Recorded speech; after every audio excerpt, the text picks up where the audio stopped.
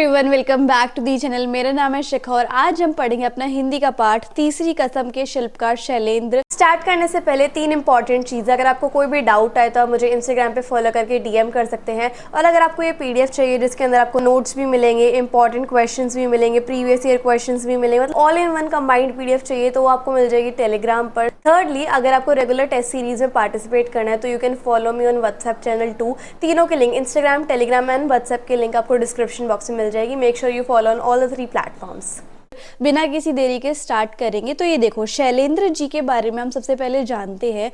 और ये जो है सबसे पहले एक कवि थे और गीतकार थे, और गीतकार के रूप में ही इन्होंने फिल्मी जगत में अपना पांव रखा था। इनकी पहली और आखिरी फिल्म थी तीसरी कसम। ठीक है, वैसे तो ये कवि और गीतकार थे बट इनके एक दिली ख्वाहिश थी कि ये एक फिल्म बने, मतलब पैसे के लिए नहीं, उनकी बस एक दिली तमन्ना थी कि वो एक फिल्म बनाए। और उन्होंने किस नाम की फिल्म बनाई? तीसरी कसम नाम की फिल्म जो है वो बनाई थी। और वो किसके ऊपर थी? फणीश्वर नाथ रेणु की अमर कृति के ऊपर थी। मतलब कि फणीश्वर नाथ रेणु जो थे उनकी एक तरीके से बायोग्राफी आप कह सकते हो, वो तीसरी कसम में दिखाई गई थी। ठीक है, सिनेमा पर्दे पर उतारा गया था इस फिल्म को।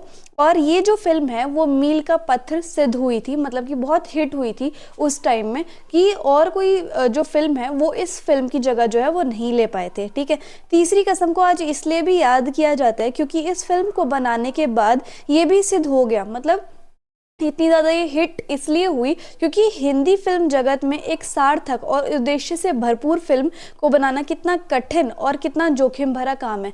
कि मतलब एक स्टोरी बनाना, एक फिल्म बनाना जो फुल ऑफ मोरल्स हो, है ना, फुल ऑफ उद्देश्य हो, तो और ये सब ऐसी फिल्में बनाना बहुत ही ज़्यादा कठोर काम है, जोखिम भरा काम है। ठीक है, क्योंकि आप देख सकते हो कि जिस फिल्म में बहुत ज़्यादा रियलिटी होती है या फिर बहुत सिंप्लिसिटी होती है वो चलनी मुश्किल हो जाती है। लोगों को बहुत ज़्यादा स्पाइसी फिल्म्स या फिर एंटरटेनमेंट वाली फिल्म ही पसंद आती है। आजकल सिंप्लिसिटी वाली जो फिल्म्स होती है वो नहीं पसंद आती, कोई उनको प्रमोट भी नहीं करता है ना।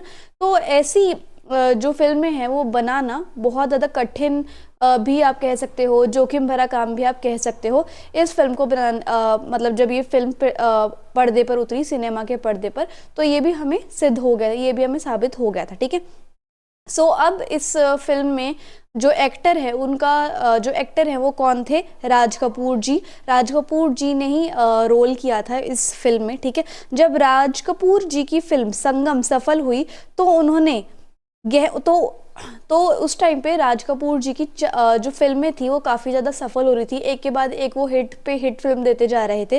जैसे उनकी फिल्म थी संगम, वो भी बहुत ज़्यादा सफल हो गई थी। उनके अंदर बहुत ज़्यादा सेल्फ कॉन्फिडेंस आ गया था जिसके कारण उन्होंने 4 फिल्मों पर भी साइन कर दिया कि मेरा नाम जोकर, अजंता, मैं और मेरा दोस्त, सत्यम शिवम सुंदरम, मैं इन सारी फिल्मों को भी बनाऊंगा। उन्होंने इस चीज़ की घोषणा कर दी थी। परंतु जब 1965 में उन्होंने मेरा नाम जोकर जो है वो फिल्म बनानी शुरू कर दी तो उसका एक ही भाग बनने में 6 साल लग गए। कितने? 6 साल। वैसे आजकल अगर हम फिल्म देखें तो 2.5-3 महीने में बन जाती है, लेकिन इस फिल्म के पहला भाग बनाने के लिए ही 6 साल लग गए थे। इन 6 वर्षों के बीच उनके द्वारा अभिनीत कई फिल्में प्रदर्शित हुई, जिनमें तो इन 6 सालों के बीच में भी उन्होंने बहुत सारे काम किए, बहुत सारी फिल्में की, वो सारी की सारी प्रदर्शित भी हुई सिनेमा के पर्दे पर। जिसमें सन 1966 में प्रदर्शित, उसमें सन 1966 में कौन सी फिल्म करी थी उन्होंने? कवि शैलेंद्र की तीसरी कसम फिल्म जो थी उन्होंने तभी की थी, उन 6 सालों के बीच में। ठीक है, इस फिल्म में हिंदी साहित्य की अत्यंत मार्मिक, मतलब हिंदी साहित्य का भरपूर घोल इसके अंदर है। ठीक है, काफी अच्छी तरीके से हर चीज को, हर शैली को इसमें दिखाया गया है। ठीक है, यह फिल्म नहीं बल्कि सेल्यूलॉइड पर लिखी कविता थी। मतलब ये एक हम तो आज कह रहे हैं कि एक फिल्म थी, बट कि ये जो है सेल्यूलॉइड, जो एक लाइक कैमरा की रील होती है ना, ब्लैक कलर की, उस पे लिखी हुई कविता थी और कविता को फिल्म में कन्वर्ट किया गया था। तो ये इस तरीके की फिल्म थी। ठीक है, इस फिल्म को राष्ट्रपति स्वर्ण पदक भी मिला हुआ है। बंगाल फिल्म जर्नलिस्ट एसोसिएशन द्वारा सर्वश्रेष्ठ फिल्म की ये सबसे ऊंची फिल्म है और कई अन्य पुरस्कारों से सम्मानित किया गया। बहुत सारे अवार्ड भी मिले थे इस फिल्म को। मॉस्को फिल्म फेस्टिवल में भी ये जो फिल्म है इसको अवार्ड दिया गया था। इस फिल्म में शैलेंद्र ने अपनी संवेदनशीलता को, मतलब उन्होंने अपनी एक्टिंग को, उन्होंने अपनी, मतलब जो शैलेंद्र थे वो अपनी आंखों से लाइक एक्टिंग करने में और आंखों से ही काफ़ी सारी चीज़ें कह देने में बहुत माहिर थे, तो उन्होंने बहुत अच्छी तरीके से इस फिल्म में एक्टिंग करी थी। और राज कपूर का अभिनय उतना ही अच्छा है, ठीक है। इस फिल्म के लिए राज कपूर ने शैलेंद्र से केवल 1 रुपया लिया था। वैसे तो एक्टर्स बहुत ज़्यादा पैसे लेते हैं अपनी एक्टिंग के लिए, बट सिर्फ एक रुपया ही लिया था किन्होंने, राज कपूर ने शैलेंद्र जी से, ठीक है। अब उसके बाद और देखते हैं। तो ये मैंने आपको बता दिया था। कहा जाता है कि तीसरी कसम जो है फिल्म नहीं बल्कि कवि शैलेंद्र द्वारा कैमरे की रील पर लिखी गई एक कविता थी, जो कि मैंने आपको बताया कि वो एक फिल्म नहीं थी। सबसे पहले वो एक कैमरे की रील पर लिखी हुई कविता थी। उस कविता को उन्होंने फिल्म में ट्रांसलेट किया था, ठीक है, और कन्वर्ट किया था। तीसरी कसम फिल्म कवि शैलेंद्र के जीवन की पहली और आखिरी फिल्म थी, ये मैंने आपको बताया था। इस फिल्म को बहुत सारे पुरस्कारों से भी सम्मानित किया गया था। ये जो फिल्म है वो उसके अंदर बहुत सारी कला का आपको लाइक कला जो है उसमें आपको देखने को मिलेगी, जिसके लिए इस फिल्म की बहुत तारीफ हुई।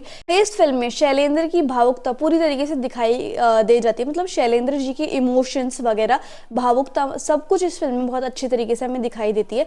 अभिनय को देखते हुए तीसरी कसम फिल्म राज कपूर के द्वारा उनके जीवन में की गई, मतलब राज कपूर जी कहते हैं कि ये मेरे जीवन में की गई सबसे खूबसूरत फिल्मों में से एक है। राज कपूर को एशिया के सबसे बड़े शोमैन का खिताब में मिला था, कि राज कपूर जी जो है वो एशिया के सबसे बड़े शोमैन हैं। वे अपनी आंखों से ही बहुत सारी चीज़ें कह देते थे और अपनी आंखों की भावनाओं को दिखाने में बहुत ज़्यादा माहिर भी थे, ठीक है। इसके विपरीत शैलेंद्र एक उम्दा गीतकार थे, जो मैंने आपको स्टार्टिंग में बताया था कि शैलेंद्र जी एक गीतकार थे, जो भावनाओं को कविता, जो उनके फीलिंग्स होती थी, इमोशन होते थे, वो कविता के रूप में लिख दिया करते। शैलेंद्र ने राज कपूर की भावनाओं को अपनी कविता और फिल्म की कहानी में शब्दों में रूप दिए। तो शैलेंद्र जी ने ही, जैसे उन्होंने कैमरे की रील पर अपनी कविता लिखी थी, फिर कविता के बाद उन्होंने कहानी लिखी, फिल्म की कहानी, क्योंकि कविता को तो आप फिल्म में दिखा नहीं सकते हो, ठीक है, कविता से फिल्म थोड़े ना बन जाए, उसके लिए तो पूरी स्क्रिप्ट चाहिए ना। तो स्क्रिप्ट, कहानी के शब्द लिखे, ठीक है, और फिर उसका एक्टिंग किसने की, राज कपूर जी ने की, है ना। और राज कपूर जी ने भी अपने एक्ट को बहुत बखूबी से निभाया था, ठीक है।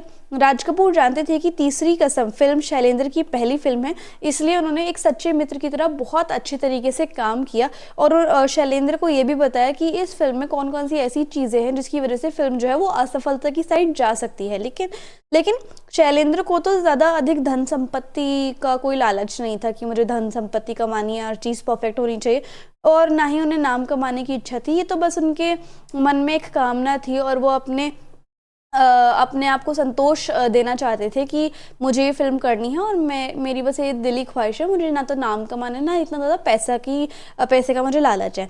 तीसरी कसम चाहे आज बहुत कामयाब फिल्मों में गिनी जाती हो, लेकिन ये एक कड़वा सच है कि इसे पर्दे पर दिखाने के लिए और इसके प्रमोशन के लिए लोग बहुत ही ज़्यादा मुश्किल से मिले थे, ठीक है।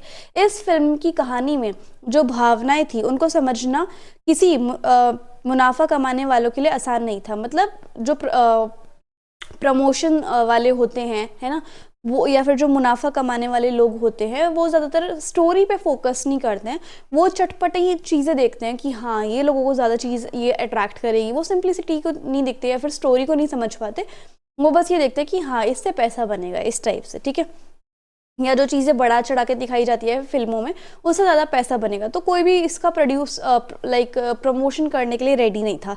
इस फिल्म में जिस करुणा के साथ भावनाओं को दर्शाया गया है उनको किसी तराजू से तोला नहीं जा सकता। मतलब इस फिल्म में ना अगर कोई दुख की घड़ी भी आई है तो दुख को क्या करते हैं आजकल फिल्मों में या नाटकों में, बहुत बड़ा चढ़ा कर दिखाते हैं ना, तो वो चीज़ जो है लोगों के दिमाग पर भी असर डालती है।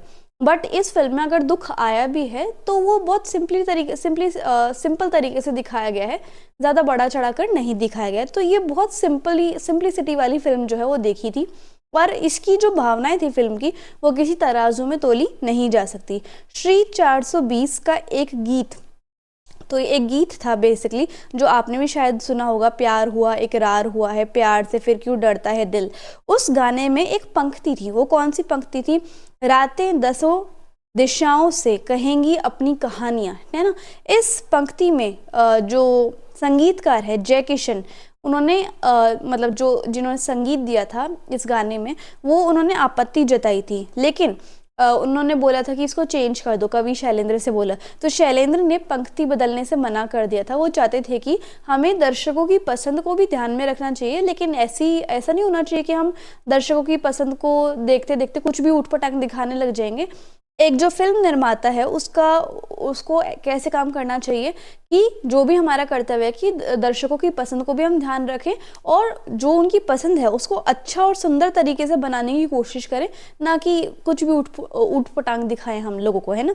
शैलेंद्र ने जो भी गीत लिखे हुए सभी बहुत पसंद किए जाते हैं, मतलब शैलेंद्र जी कवि भी थे, गीतकार भी थे, वो जो भी गीत लिखते थे वो बहुत पसंद किए जाते थे।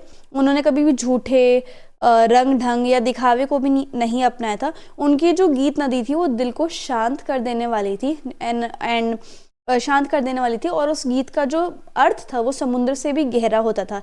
इसी विशेषता को उन्होंने अपनी ज़िंदगी में भी अपनाया था और अपनी फिल्म में भी उन्होंने इसी क्वालिटी को साबित करके दिखाया गया था, ठीक है, साबित करके दिखाया था। तीसरी कसम अगर सिर्फ इकलौती नहीं तो कुछ सफल फिल्मों में एक ज़रूर है, जिसमें उन्होंने बहुत न्याय पूर्वक हर चीज़ को, साहित्य रचना को दिखाया है। तीसरी फिल्म में यह खास बात थी कि उसमें दुख को बढ़ा चढ़ाकर नहीं दिखाया गया था, सिंपल तरीके से दिखाया गया था। एंड सिंपल तीसरी कसम की जो मुख्य कहानी है वह खुद लेखक फणीश्वर रेणु ने लिखी है। तो तीसरी कसम जो है उसकी मुख्य कहानी किसने लिखी है? लेखक फणीश्वर रेणु ने लिखी है। और कहानी का ये बेसिकली एक छोटी सी कहानी है तीसरी कसम के बारे में। अगर आपको फुल डिटेल में देखनी है तो फिल्म में पूरी तरीके से दिखाई गई है। तो इस तरीके से हमारा जो पार्ट है वो खत्म होता है। सो आई होप आपको वीडियो और एक्सप्लेनेशन बहुत अच्छी लगी होगी। So if you like the video and the explanation then please like, share, comment and subscribe the channel. Also follow on all the platforms. Thank you so much.